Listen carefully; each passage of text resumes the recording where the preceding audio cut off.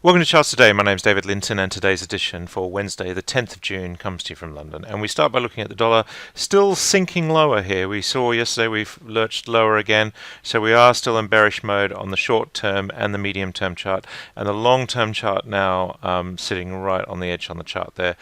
Fed making their announcement today, of course, and tomorrow, so it'll be interesting to see what they come up with this week. But the dollar is just looking weaker. The longer term picture is still lots of upside targets, but we are seeing that deterioration in the short term, which means that the euro is looking strong again, just nudging the high that we saw at the end of last week. We've got still work to do to get past that March high, of course, but we are seeing potential transition here as well. Weak dollar, but of course still long-term downside targets. Looking at the yen against the dollar, sitting at 107. So the dollar is actually stronger here. Dollar is weaker here, buying less yen. So we're seeing that dollar weakness just creeping in there as well. Sterling, we're seeing here is rising against that resurgent dollar. So that's sort of a weaker dollar, and that's quite key as well. And against the euro, we're seeing sterling sitting at about 112. So fairly flat there, the relationship there. Looking at the Aussie is quite interesting. We're seeing here the Aussie dollar strengthening against sterling, that risk-on trade returning there. Bitcoin still struggling, sitting at 9,700, just can't really break through there. And if we look at US markets, last night we closed about 0.75% lower on the S&P 500, but the short-term and medium-term trends still bullish. We've got work to do, of course, to get through to a new all-time high. The NatGas, of course, made a new all-time high, so that's quite significant, and it's holding that high, so that's even more significant. The Dow was down 1.2%, and the Russell 2000 was down over 2%. The futures this morning, the S&P future down slightly, the Nasdaq E-mini up slightly, so it would look like the market's going to open flat, and FTSE is barely changed this morning. The DAX also barely changed, down very slightly. The CAC 40 is up 0.25%, and we're seeing here the trends to the upside continuing, upside targets still in place.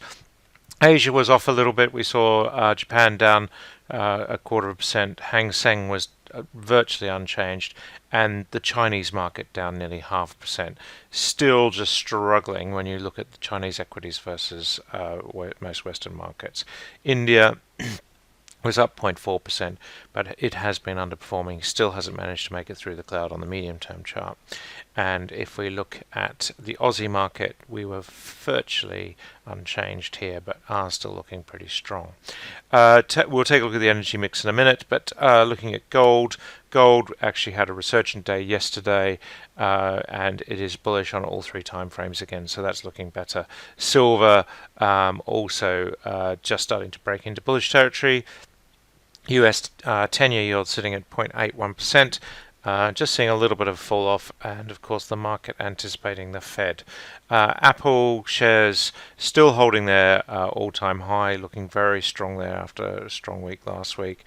Amazon also, of course, holding their highs, and Microsoft just now breaking through to new closing highs, so that's very significant as well. Remembering those three stocks make up a third of the Nasdaq 100 index. Looking at the energy mix now, Brent crude just sinking below the cloud this morning. Of course, $40 is the key number here. Looking at the trends, we do have downside targets: 39.78, 40, 10, 40. Does look like we're going to come back and test this 40 level. We do have a downside target here on the medium term, but there is support there on that chart.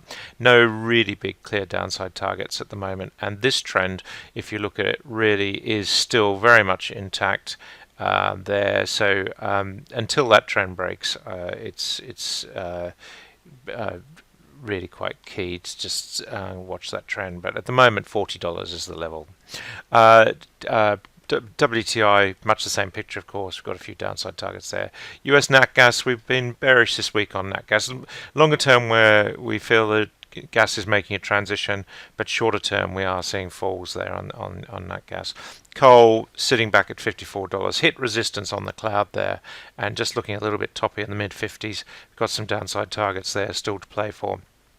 Emissions down 1% this morning, holding on to their bullish trend at the moment. So we do have quite a lot of downside targets on emissions, but really there's only one that's about 2% lower. Most of them are quite near side targets. MVP is down 5% this morning, so we are seeing gas front month actually pulling back, and TTF back below the €5 mark, so that's quite significant.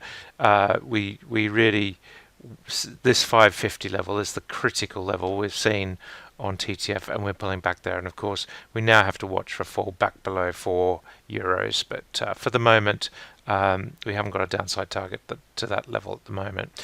Winter gas on TTF down 1%, not being hit as hard, and German power is down slightly, but this chart's still looking like it might be making a transition. That's it for today. Until tomorrow, happy charting. See you then.